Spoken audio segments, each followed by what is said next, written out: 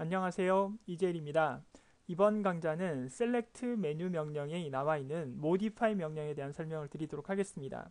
select 명령은 먼저 선택 영역이 잡혀 있어야만 활성화되는 명령입니다. 그래서 그 중에 modify 명령이 가장 많이 사용이 되기 때문에 거기에 관련된 설명을 드리면서 마무리를 하도록 하겠습니다. 자, 그럼 먼저 파일에서 오픈을 하셔서 제가 강좌와 함께 올려드린 예제 파일을 열어보시면 되겠습니다. 곧 이미지를 열어주시면 되겠습니다. 말씀드렸다시피 select 명령이 활성화되기 위해서는 반드시 이 선택 영역이 잡혀야 된다는 사실을 기억을 해주시면 되겠습니다.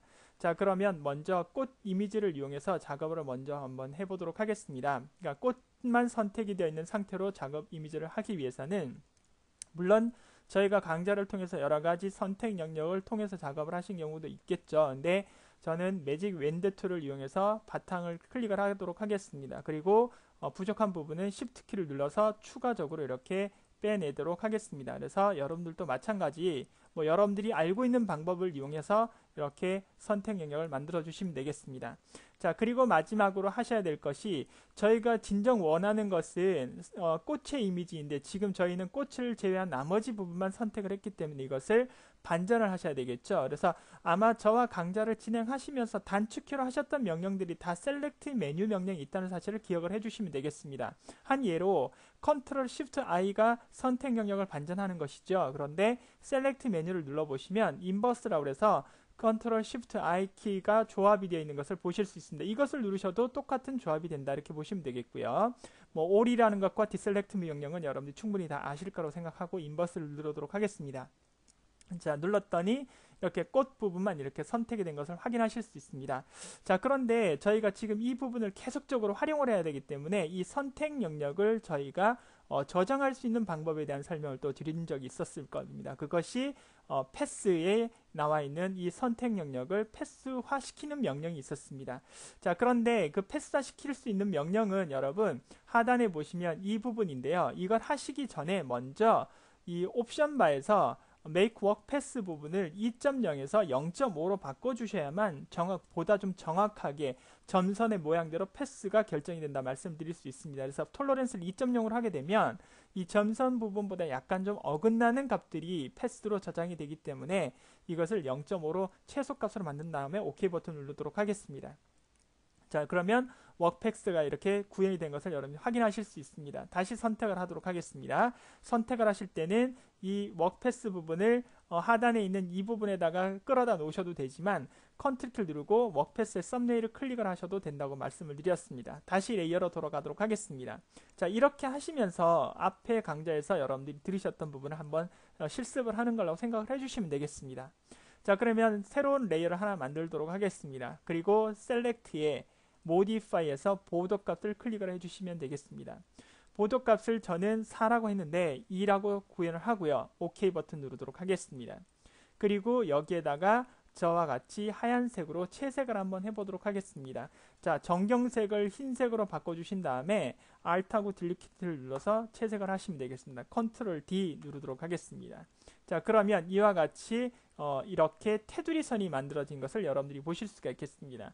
또는 여러분이 보도라고 얘기하는 것은 선의 두께를 만들 수 있는 일종의 그 선택 영역이 이렇게 선 두께처럼 만들어지는 부분이라고 생각을 해주시면 되겠습니다. 자, 다시 한번 해보도록 하겠습니다. 자, 패스에 가서 컨트롤 키 누르고 원 클릭을 하시고 다시 선택 영역을 만든 다음에 셀렉트에 모디파이의 보더, 이번에는 제가 한 8 정도로 한번 해보도록 하겠습니다. 어떻게 구현이 되는지 확대 화면으로 확인을 해주시기 바랍니다. OK를 하게 되면 이와 같이 이 중심점을 기점으로 해서 이렇게 8픽셀이 이렇게 두께 조정이 된다고 보시면 되겠습니다. 그리고 여기에다가 새로운 레이어를 만들어서 흰색을 채색을 하게 되면 이렇게 들어간다는 사실을 여러분들이 확인하실 수가 있겠습니다. 그래서 보더는 결과적으로 선택 영역이 선의 두께의 형태로 이렇게 벌어지는 그런 작업이라고 생각을 해주시면 되겠습니다. 자, 그러면 이번엔 다시 컨트롤 D 해제해서 또는 셀렉트의 디셀렉트 명령을 누르셔도 되겠습니다. 다시 패스 탭을 누르시고 컨트롤 키 눌러서 다시 선택 영역을 만드시고 난 다음에 레이어로 돌아오시면 되겠습니다. 그리고 다시 새로운 레이어를 하나 만들어 주시고요. 셀렉트의 modify에 스무스 값을 하도록 하겠습니다. 자, 스무스 값은 다시 확대를 좀 하도록 하겠습니다. 여러분들에게 보여드리기 위해서요. select에 modify의 스무스 값을 하셔서 한 10 정도 주겠습니다.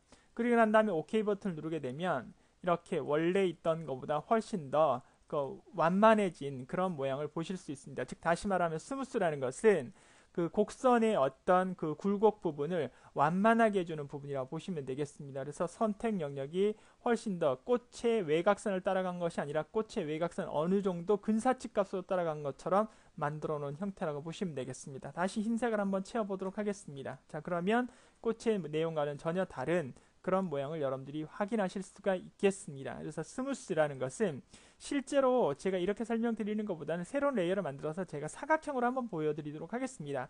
여러분들도 직사각형 툴 있죠? 그 직사각 선택 툴을 누르셔서 사각형 이렇게 하나 만들어 주시기 바랍니다. 그리고 셀렉트에 modify의 스무스 값을 만약에 한 5 정도 주시게 되면 이렇게 모서리가 이렇게 둥그러진 모양 형태를 확인하실 수가 있을 겁니다. 그래서 조금 전에는 직각으로 떨어졌지만 모서리가 이렇게 둥근 사각형으로 만들어진 것을 확인하실 수가 있겠습니다. 자, 여기다가 색을 이렇게 채워주시면 이렇게 모양 형태를 만들어내실 수가 있겠죠. 저희가 선택 영역에서 둥근 사각형 형태로 선택을 할 수가 없었지만 직사각형 또는 사각 선택 툴을 누르고 난 다음에 스무스 값을 이용하시게 되면 둥근 사각형의 선택 영역을 만들 수도 있다. 이렇게 말씀을 드릴 수도 있겠습니다.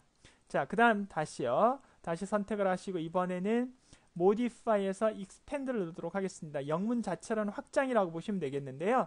여기서 3픽셀 하고 OK 버튼 누르게 되면 선택 영역이 바깥쪽으로 3픽셀씩 이동이 된 것을 여러분들이 확인하실 수가 있겠습니다.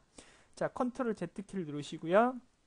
자, 그렇다면 확장을 하는 것이 있으면 반드시 또 축소가 되는 것이 분명히 있습니다. 그래서 select에 modify contract라는 명령을 클릭을 해주시고 3픽셀을 하고 OK 버튼을 누르게 되면 선택 영역이 안쪽으로 3픽셀씩 들어온 것을 여러분들이 확인하실 수 있습니다. 선택이 되어 있는 상태에서 선 두께를 만드느냐, 그 다음에 선의 그 굴곡을 완화시키느냐, 선을 바깥쪽으로 확장하느냐, 선택 영역을 안쪽으로 축소시키냐, 그 명령이 modify가 해주고 있는 그런 부분이라고 보시면 되겠습니다.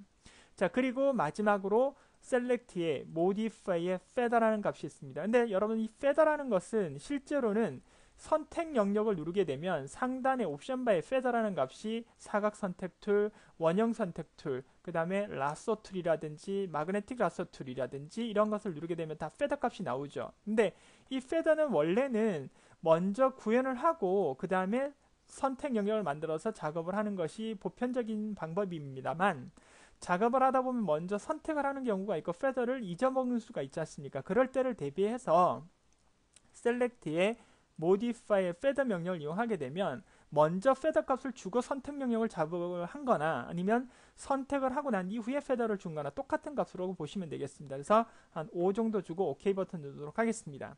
그리고 이동 툴을 누르고 한번 뜯어내 보도록 하겠습니다. 그러면 이렇게 칼날처럼 날카롭지 않고 약간 부드럽게 끝부분이 잘리는 부분을 확인하실 수가 있겠습니다. 쭉 비교 설명을 드린다면 다시 먼저 제가 사각 선택 툴을 원형 선택 툴 누르고 feather를 10을 주도록 하겠습니다.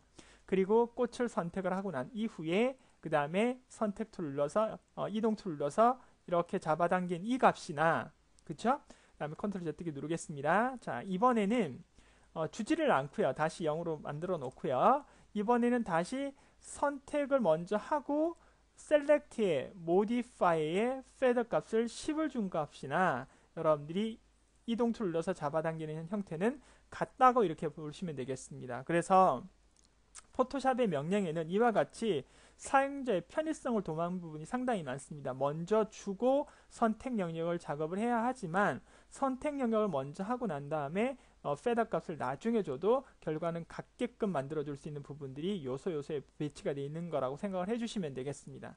자, select 명령은 말씀드린 것처럼 선택 영역이 일정 영역 잡혀 있어야만 구현이 되는 명령이라고 생각해 주시면 되겠고요. 그 중에 modify 명령에 대한 설명을 드렸습니다. 선의 두께와 선의 굴곡을 완화시키는 것, 확장시키는 것, 축소시키는 것, 그 다음에 feather 값을 이용해서 선택 영역의 경계면 부분을 부드럽게 해주는 그런 부분에 대한 설명을 드렸습니다. 자, 수고하셨습니다.